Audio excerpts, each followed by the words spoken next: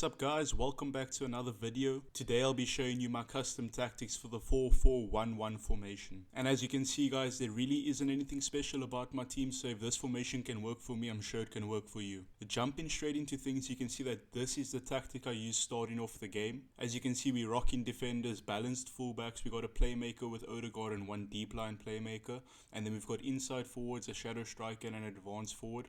It's a very simple setup. We got a balanced attacking style and a high defensive approach.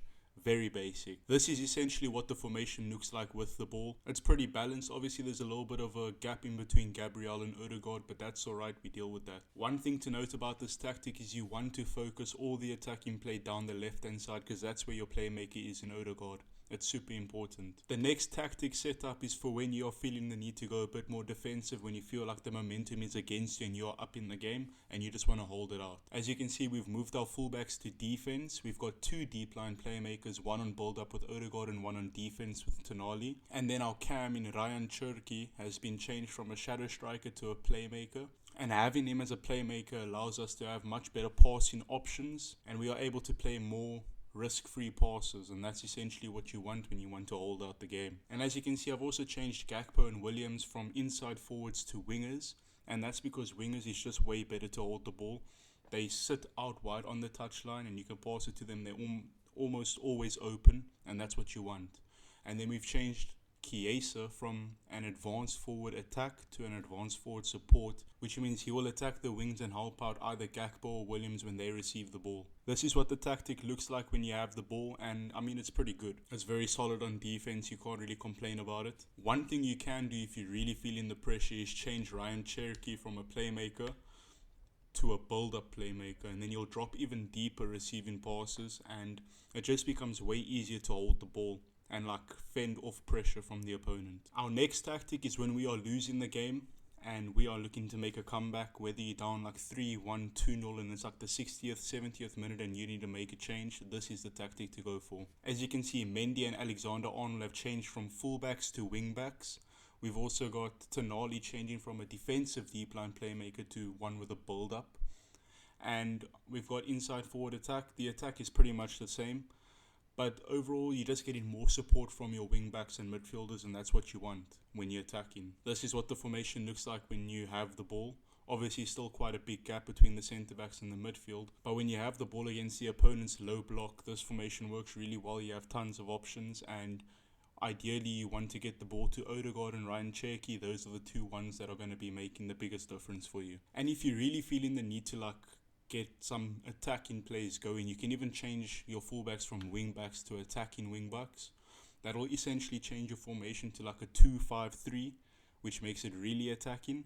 But I mean, you got to do what you got to do to get a goal. Obviously on the counter attack you're going to get cooked, but if you can score a goal and get back in the game, I wouldn't be opposed to doing that. So yeah guys, that's essentially the tactics right there, and what we can do now is jump into a game and see how it plays out.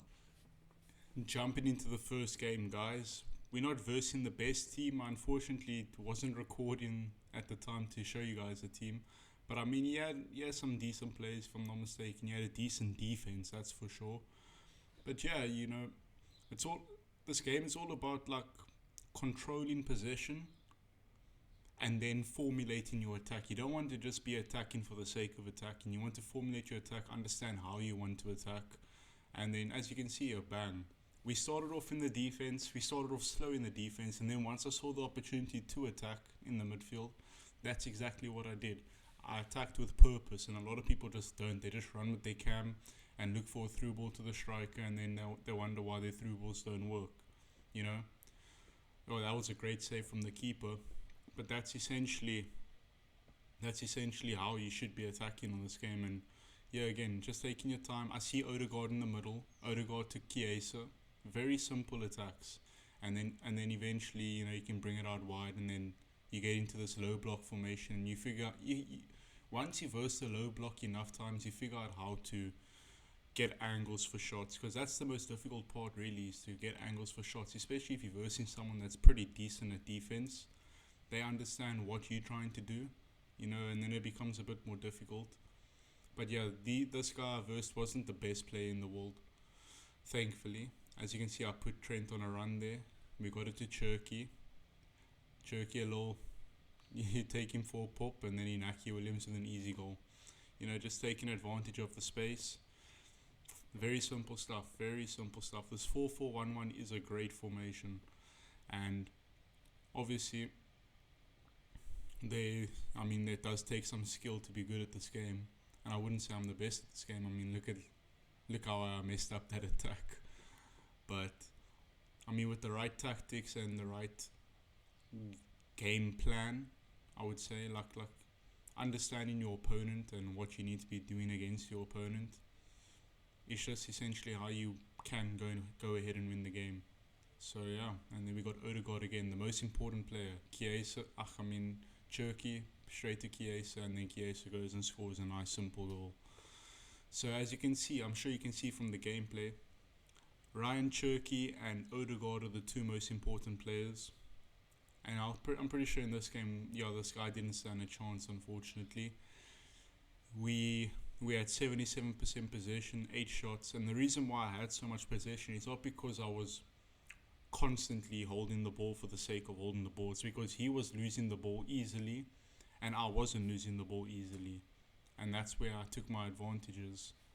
This guy also, not the greatest team in the world. And then again, I would say his team is like on par with mine. I wouldn't say I have the best team in the world too. And here's our first counter attack in the 9th minute. We got it to Gakpo, and Gakpo is through. Now this attack, I messed it up. I don't know what I was trying, but I messed it up, and it gave this guy a very easy counter attack, which he should have scored from. If he went for a post, he would have scored. He did not go for a post, and then we would go straight down the other end right here. From goal kick, by the way, we hit a 1-2 with Trent. You're allowed to bring out your fullbacks, you know, and there's Trent going. Trent Alexander-Arnold. Brilliant stuff, and that's Chiesa. We go for a post, and that's a great goal right there. So, I mean, I think the way you can attack with this is very simple stuff. This guy also, decent attack from him, but the shot, most keepers are going to save that shot. You know, maybe if you had a better player, but Mallory Swanson is pretty good anyways. And this is a perfect example of how to really open up the low block. There was a few parts of this attack where I definitely missed good passes, like to Cherky or something. But eventually I got the ball to where I wanted it. I made the turn, took the shot, the keeper made the save. But yeah, with people having to manually defend, you're going to verse the low block a lot, where they're just going to force you out wide, make you turn around, and then you have to break them down from there. And that's a very nice goal from Inaki Williams. Obviously, I got Inaki Williams on the wing, I got Gakpo on the wing.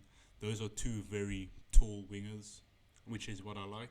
And just for the sake of this video, I went onto the defensive tactic. I didn't need to. I was 2-0 up. The game is still very early. I didn't feel the need to go onto the defensive tactic, but just for the sake of the video, I went onto it just to show you guys what it's like and how much of a slower game it is, forcing, because you're 2-0 up, guys. You're 2-0 up. This means your opponent has to come to you to get the ball and score goals. You don't need to rush your attacks. That's one thing I have to say. You don't need to rush your attacks. The opponent needs to come to you, and if he's not going to come to you, wait till he comes to you. It's very simple. Like, this guy is waiting for me to make a mistake. As you can just look at the way he's defending. He's waiting for me to make a mistake. He's not coming to attack me. It's very simple. He's leaving all my players open. He's just player switching where he wants to player switch. And eventually, I get the opening. I'm pretty sure. If the highlight is here, I'm pretty sure I'll get the opening. Oh yeah, I hit a little overlap with Odegaard right there, bang, and I just break straight through. And then we've got Cherky with a turn, and that's the perfect way to overtake. To beat the low block. You know, just wait for him to double up on his players, and you can easily win. He's on another attack here, and Gakpo as a winger coming back on defense. You know, supporting that wide attacking plays, wide defensive plays too. And then you see the guy is still not coming to me. I'm waiting for him to bring his players out, and then he does. He brings out both of his players on the left, and Inaki Williams is wide open. So then we chase it with Inaki Williams, and he doesn't attack Inaki Williams, so I take a shot and I make it 4-0, and that's the game over. I have no doubt this guy would have left. I'm pretty sure he did leave. And that's 2 games in a row where we got rage quits just by playing the 4-4-1-1 tactic. You know, I went onto this defensive tactic. I didn't need to, but it saw out the game pretty easily. This is all division rivals, Division 5, so I'm not versing the best players in the world. But I'm also not saying that this is going to work against the best players in the world. But this is definitely a formation that you guys can try if you are struggling, or if you're looking for something new, looking to try out something. Give this one a go. It can only benefit you. So yeah, guys, that's my tactics review on the 4-4-1-1. Very nice formation, and the beauty about FC26 is that many formations work. Many formations like this, many variations like this, many different formations work very well in this game. And if you'd like me to give you some more tactics guides on different types of formations, I'm happy to do that, you know. If you want a more defensive approach, if you want a more offensive approach with balance, you know, I can definitely do that. If you guys want me to do that, I'm happy to do that. So just let me know down in the comments below. Hope you guys enjoyed. If you did, hit that thumbs up, and I'll see you guys in the next video. Cheers.